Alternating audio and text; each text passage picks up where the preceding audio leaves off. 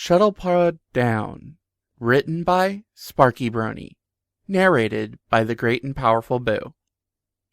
Chapter 2, Part 2. Twilight crouches in the Jeffries tube, one hoof on the access hatch to main engineering deck. She takes a long moment to catch her breath. There are two of those creatures in the compartment. One by the console and one by the core. Both are armed, though.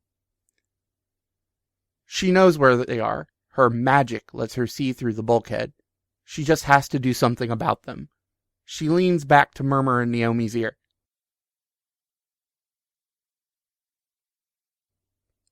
I'm going to go out there and take care of them. Wait for me to tell you it's safe. Got it? Naomi nods silently and moves back against the side of the junction as Twilight's horn lights. She reaches back with a hoof and slams it forward, knocking the hatch across the room. Twilight turns to her left and fires off a concussion beam, knocking the first soldier into the bulkhead, shattering a display and denting the bulkhead itself. She then launches into the air, firing continuously at the soldier on the second level of engineering. She hits him twice in the chest, but the big Hirogen shoulders his rifle, firing a blast at her. She flips in midair, doing a wing-over like Rainbow Dash had taught her, and rears up, firing a more powerful blast. This shot sends him staggering backwards to the rail. Before he can slump to the ground, she barrels into him, sending him flying over the banister, his body flying off the catwalk onto the floor.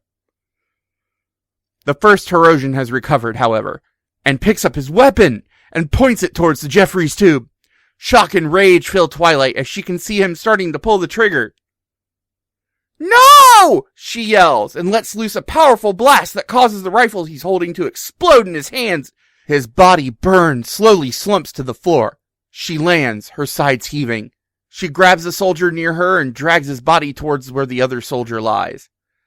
Okay, Naomi, come on out, she says, while trying to get her breathing back under control. She rears up on the engineering console and looks over the status boards, starting to type with her wings.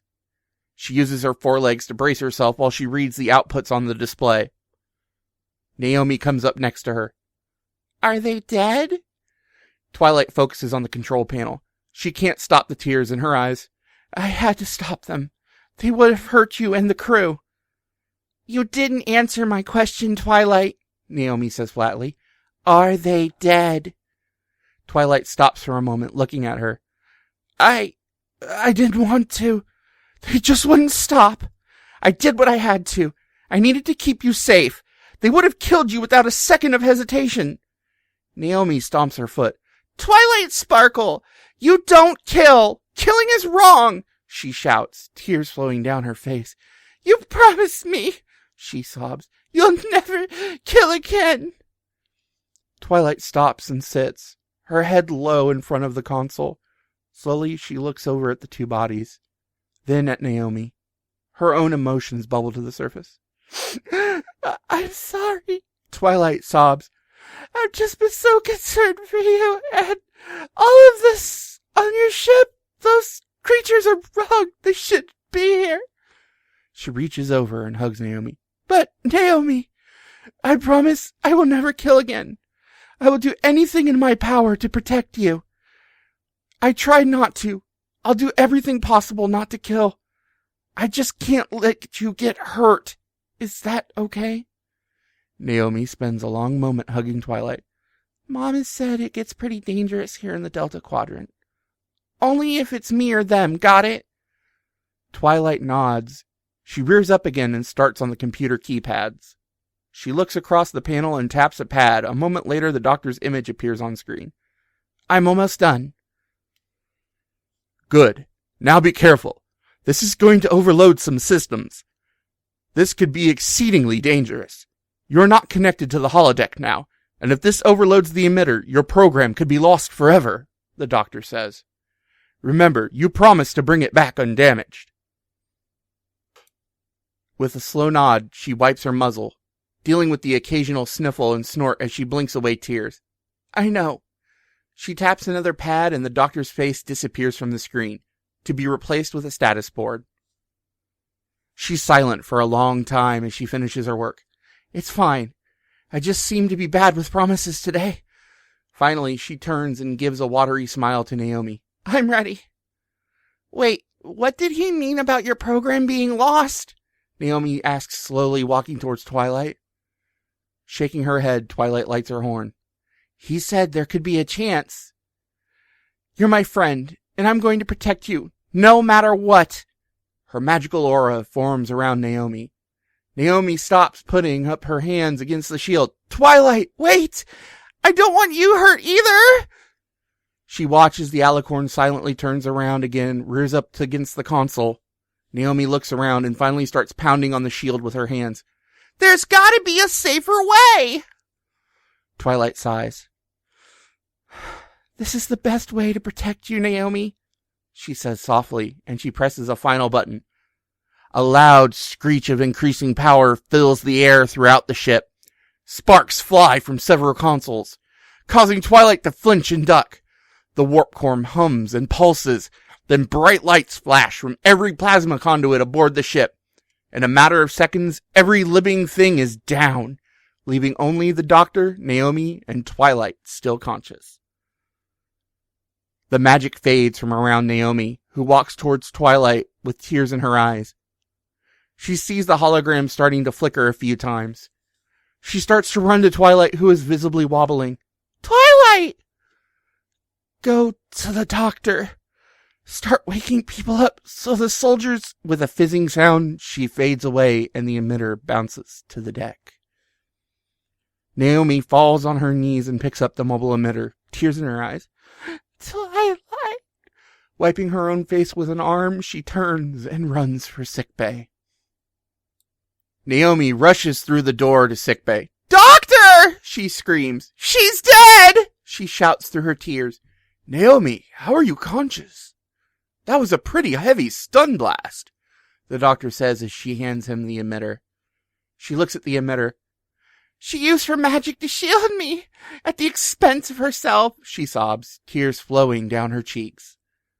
I'll have B'Elanna check her out, but I need you to get to the bridge. Wake every crew member you see as you head there. He tosses her a hypospray. She catches it, looking stunned. I know this is rough for you, Naomi. But if the mobile emitter is shorted out, I can't use it to go help the crew. Since you are the only biologically alive member of the crew still moving, I need you to work on reviving the crew. Everyone here is too injured right now, but I'll get people coming to help you as soon as possible. What about the soldiers? The doctor sighs. They should be knocked out for at least an hour, maybe longer. Twilight set the stun blast as strong as he could without killing anyone. Any higher and people could have been badly hurt or killed. That's probably why she shielded you. It let her set the blast high enough to knock the Herosian out without killing you. But we need to get the security personnel roused so they can strip them of their armor and put them in the brig until Captain Janeway decides what to do with them. Once you find security personnel, give them more hyposprays to wake up the crew. He grabs several more hyposprays and programs them quickly. Naomi grabs a shoulder carry container and dumps the half-dozen devices inside, then heads out the door. She finds 4 Herosian laying on the deck right outside the turbolift. She sighs as she steps over the bodies and calls for a turbolift. Inside are 2 members of security. She quickly presses the hypospray to their necks as she waits for the lift to head sideways before it heads up to the bridge. The security members take their own sprays as she steps out onto the bridge. She knows who to revive first. She presses the spray against the neck of the captain and presses the button, a soft hiss filling the air. After a few moments, Janeway's eyes flutter open. She turns her head and focuses on Naomi. Janeway blinks several times, clearing up after images. Miss Wildman, what happened? Naomi sniffles a bit. Twilight was able to stop them from down in engineering, she says softly as she starts to revive Chakotay. As he shakes his head and looks around, she moves to press her spray against Tom's neck. Janeway can see the tears in the young girl's eyes. Twilight? Who's Twilight? Sniffling, Naomi moves over to Tom. She's a character from the holodeck program that Tom made for me. She got out of the holodeck and borrowed the doctor's mobile emitter to save me. She lowers her head, her voice cracking as she continues. She gave her life to protect me, to protect the ship. Janeway looks at Tom for a long moment. I'll deal with your programming later, she says softly. For now, help Naomi get the crew revived, and let's get these Herosian locked up. Captain's Log Supplemental. The surviving Herosian have been loaded back into their little Trojan horse and set adrift with food and supplies. They should have plenty of time to think about what they have done while waiting for Hunter's ships to pick them up. We left a buoy to warn other ships as well to act as a beacon for hunting parties. These hunters were not aware of the truce with Voyager, so may have some interesting explaining to do when they are picked up. Now, on a more personal issue, Tom Paris has apparently done some exceptional programming with one of the characters in his holodeck program for young Naomi Wildman. B'Elanna Torres has been spending the last few hours in the holodeck working on restoring the program. Janeway walks into the programming alcove for the holodeck. Tom and B'Elanna are both bent over the console. The doctor's mobile emitter is sitting on the desk before them, and the doctor himself is pacing back and forth. How long, the doctor asks testily, will you be working on that? B'Elanna picks up the emitter and picks up a tiny screwdriver. I'm working on accessing its memory. It might be a small short in the device itself. If I can fix it, we can empty its programming and then you can have it back. She pulls 2 small screws and pulls off the cover. She grabs a magnifier and starts going over the visible circuitry. Janeway moves over to Tom. How did a holodeck program get self-aware enough to do what she did? Tom blushes faintly. Well, I wanted her to bond with Naomi quickly, because she'd be a teacher for her. Life lessons the show was all about. The programming was actually quite difficult, so I added some parts from the Doctor's Matrix into her program. She was the one who held the entire cast together. She had to be the strongest mentally, not working off of a script, but learning and adapting to Naomi and the situation on the fly.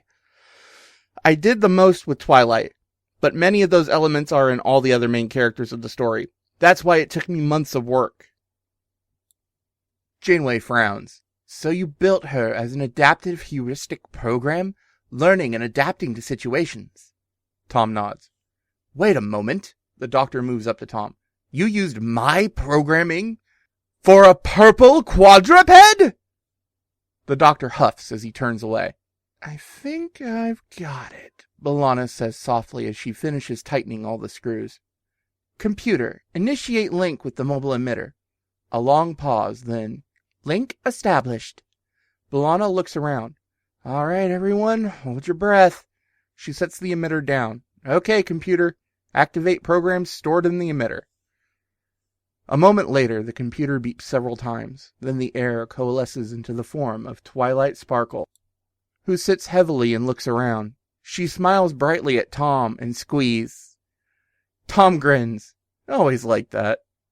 Twilight stands up. Well, since you're all around, that means it worked? Janeway nods. Yes, we've taken care of the soldiers. And Naomi? Captain Janeway straightens her uniform. She's safe. I'll have her go into the holodeck later, and you can have some time with her. But I want to talk to you first. Twilight nods uncertainly. How did you reactivate yourself on the holodeck when the intruder alert was called? Twilight shakes her head, uncertain what to say. Oh, you silly humans in your holo programs. It's always so interesting to see them lose themselves to silly programs. I much prefer to create an entire reality. Comes a new voice. Janeway narrows her eyes as she looks around. Q, she says menacingly. Twilight's rings flare in anger as she also looks around. Discord! She shouts. This has been Shuttlepod Down, written by Sparky Brony, narrated by the great and powerful Boo. You can check out other works written by Sparky Brony on fimfiction.net.